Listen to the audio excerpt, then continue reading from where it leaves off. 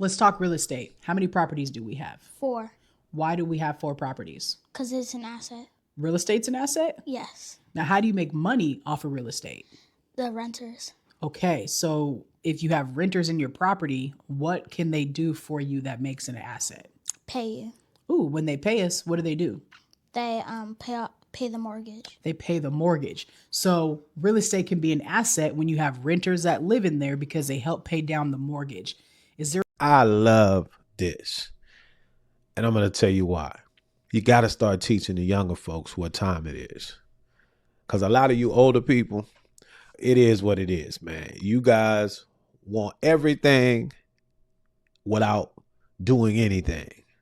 A lot of you guys, not everybody. And so when you raise up a child, according to the scriptures, in the way that they should go, first of all, to fear the Most High, honor their mother and father, and to the least of them, as they would have those folks do to them, then we got a great situation going on, right? We cannot continue to waste time with those of you that are in the old dog category, right? Can't teach an old dog new tricks. So in the spirit of home ownership month, the month of June, love this. Now, there's a lot of you guys, and y'all check it. They're going to be in the comment section. Oh, a house is not an asset. And, oh, let them be a kid. And all of them broke folks with a 2 credit score because the character is crazy, right? Don't listen to them. Listen to what these folks are saying, okay? And let it be an inspiration to you. And maybe you can start teaching those coming behind you because that's all we got, y'all. We all we got. You feel what I'm saying? See the grades? I got to teach mine and my grandbabies when they come, so on and so forth. So we don't go back to zero. You see what I'm saying? And so I love this. I'm going to continue to let them cook. I'm assuming that's mom, but I don't know what the relationship is. Bottom line, she dropping some heavy, serious game on the young brother. another way that we can make money off of real estate? Yes. Ooh, tell me what. Investments. Well, real estate is the investment, yeah. but what makes real estate a potentially good investment? Because it could go, you can get paid and it can raise the value. Okay, so it can go up in value. Now, real estate, just like stocks or any other investment, can go up in value and it can go down in value. But when it goes up in value, it's really nice. If it goes up in value, that gives us more equity. What's equity? Equity is HELOC. Okay, talking HELOC. All right, so if we have value in a property, so let's say this. Let's say we bought a house for $400,000 and then the value goes up to $600,000. What's 600,000 minus 400,000? 2,000. 200,000. So if we have 200,000, that gives us $200,000 in change left over, which would be equity in this situation. I love the way she's teaching. It's not about the right answer. See, a lot of you guys have come up in a system where it's about getting the right answer. Let me get the right answer. And you know how to check a box, but you don't know anything. You don't understand the concept. You're not in the discourse of what's really going on. So what's important in this situation is that he's being exposed to the information, not just the information, but they actually are doing it. You know what Nike says, just do it. That's important. Doing is better than theory. And then doing it the right way is better than all of that. But the key is this: start them early. Teach your people early. And he's got the concept at the age that he's at. 400, 200, two. He got the 200,000. He'll get it. What's left over, he call that change. That's right, it's change. What are you doing with your change? Okay. She's teaching him the concept of someone living in a house that you're willing to manage, and you have that understanding of using OPM to secure and control the asset so that other people could come in, and then you can tap into the equity, the change, to create generational wealth. That's where she's going with this thing. You follow me? And what I love the most is this: it's not all positive, but a value coming down or you having to repair something is not a negative. It's only negatives for those that just want to take and never put anything back into the system. That's where I'm at with it. I could be wrong. I know you guys are going to let me know. A lot of you guys are sensitive. If I'm not speaking to you, keep it moving. But if it's stepping on your toes, I'm speaking to you. All you takers in the end are going to end up with zero. But takers going to take. Let's continue. He just said HELOC, and HELOC stands for Home equity line of credit. So HELOC stands for home equity line of credit. So if that $400,000 property that we bought goes up to $600,000 in value, that gives us $200,000 in equity, which then allows us to be able to become our own bank. How does that sound? Good. Sounds really good, because then we can take that 200,000 or some of it, up to 85% usually, out of the home. And when we take that out through a home equity line of credit, that allows us to be able to use that capital, which is what?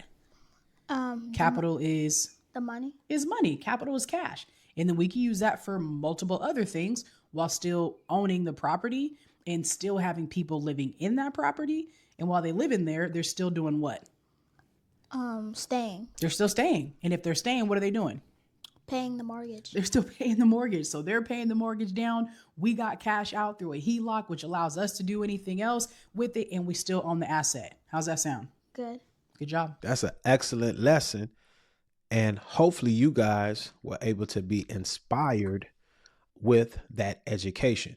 Let's continue to build on what the young future real estate mogul was learning.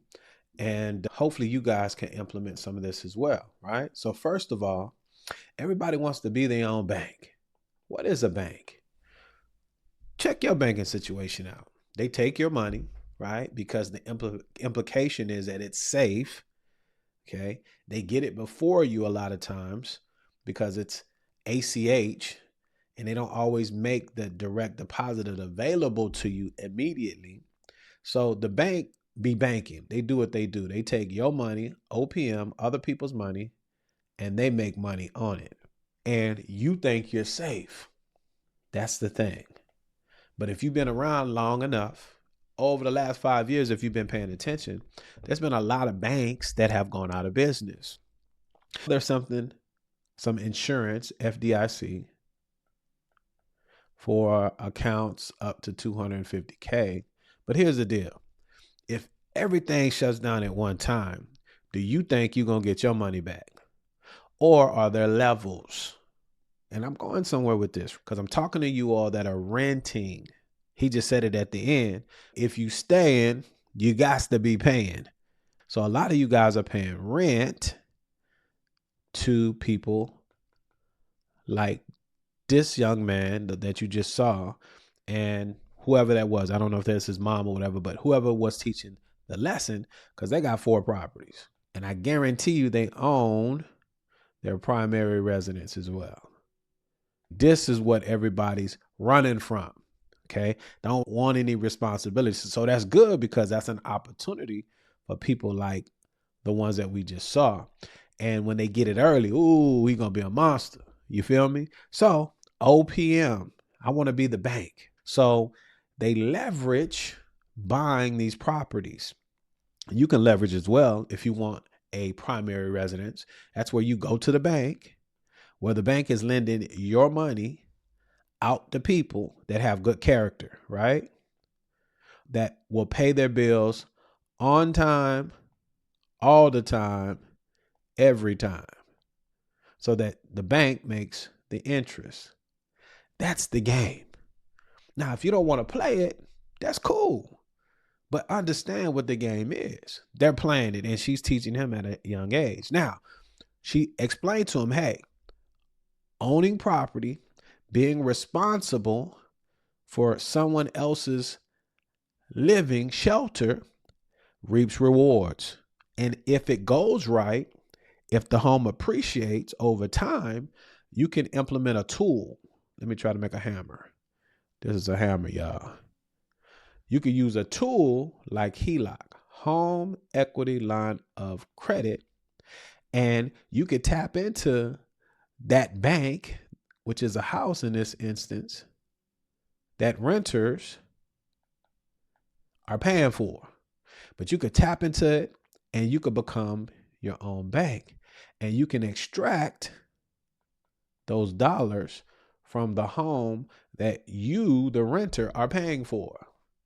OPM. Now you can have a tool called capital. Now, most people, let me put this here because the home appreciated. Most people will take that capital and they trick it. Cars, watches, not houses, vacations, clothing, the appearance of wealth.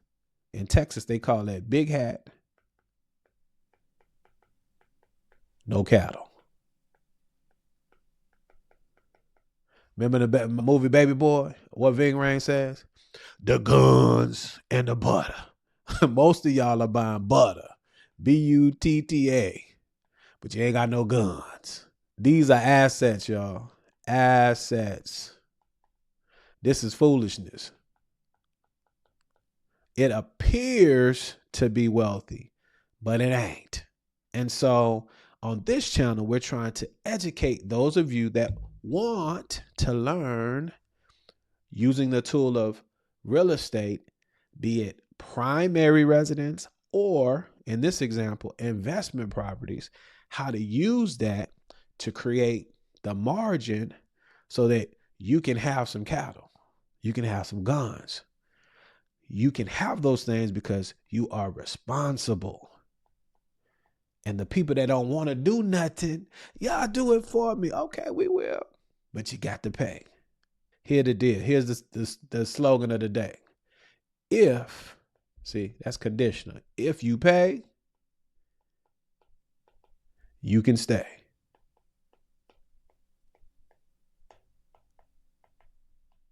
If you don't, you won't.